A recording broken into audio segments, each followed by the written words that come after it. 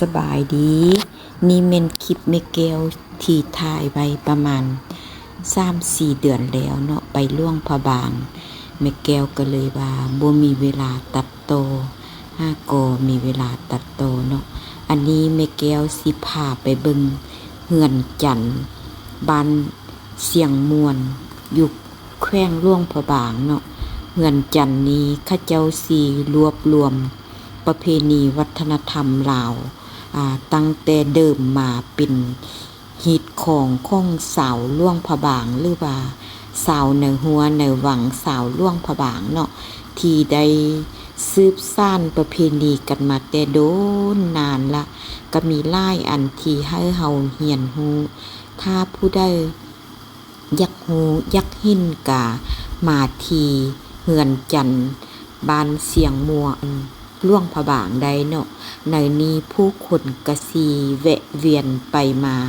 ถ่ายรูปอยู่บนนี้หลายเนาะโดยกะสิมีหลายสุดให้เซาให้นุงโดยเฉพาะเมนสุด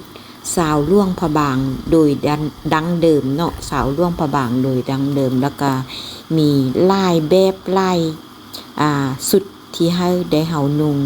หมักแบบได้กะโซกนุงเองเนาะเฉพาะที่ว่า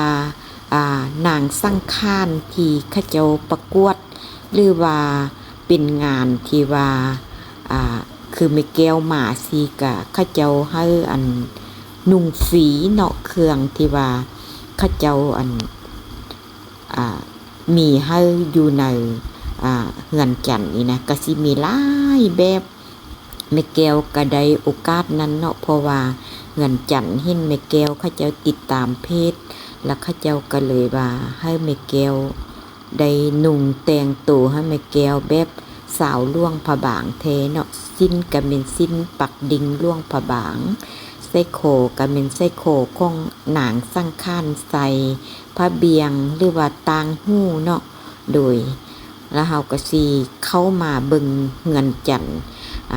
ก่อนอื่นหมดเฮากะมาไหว้ฮานบูชาของเฮือนจันทน์เนาะการไหว้นี่ก็ให้ไหว้แบบมีแบบว่ายังอัญชลีวันทาอภิวาทเนาะ3เทื่อบางคนการนบไหว้นี่ก็ยัง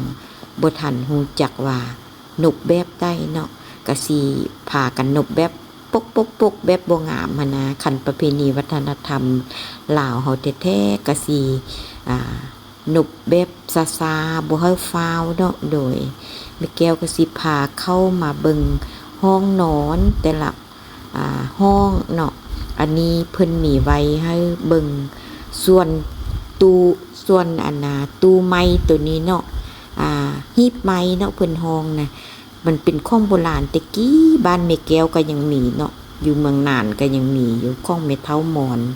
เพราะว่าแม่เฒ่ามอนของแม่แก้วสมัยแต่กี้เพิ่นสิเลี้ยงมีหยังเขาเจ้าว่าเป็นพี่เลี้ยงให้เสือเจ้าเนาะให้ทุพจันทวดีแล้วเพิ่นก็สิได้มูลมรดกนั้นมาส่วนเครื่องข้องเอยองนี่ก็เป็นข้องแท้เนาะข้องแท้ที่ว่าเขาเจ้าจุบนำเกียงแล้วก็แม่นทุ่มคำปิ่วแท้เนาะส่วนที่ว่าค่ายปัจจุบันสิบ่แม่นข้องแท้บางคนก็สิเบิ่งบ่ออกว่าข้องแท้ข้องปลอมเป็นแบบใดเนาะโดย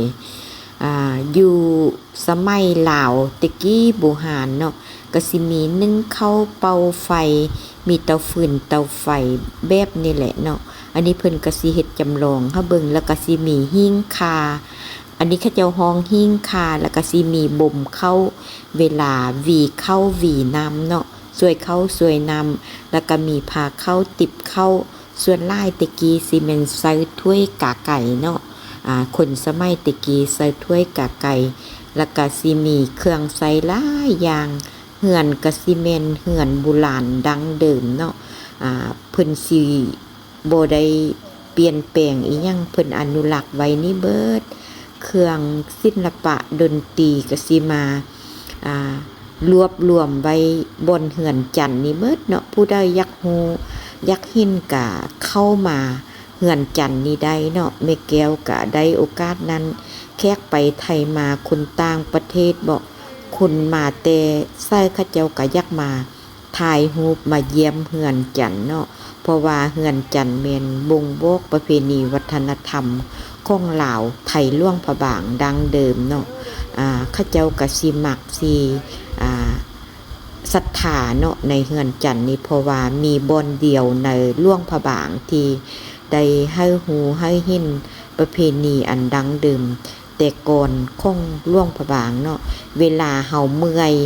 ถ่ายรูปถ่ายหอยหรือว่าย่างอยู่ไหนนี่มันก็กวางเติบเนาะแล้วเฮาก็สิมานั่งพักผ่อนอยู่บนนี้โดยมาฮอดนี้แม่แก้วก็สิขอจบคลิปแต่เพียงเท่านี้ขอขอบใจเฮือนจันทน์หลายๆเด้อ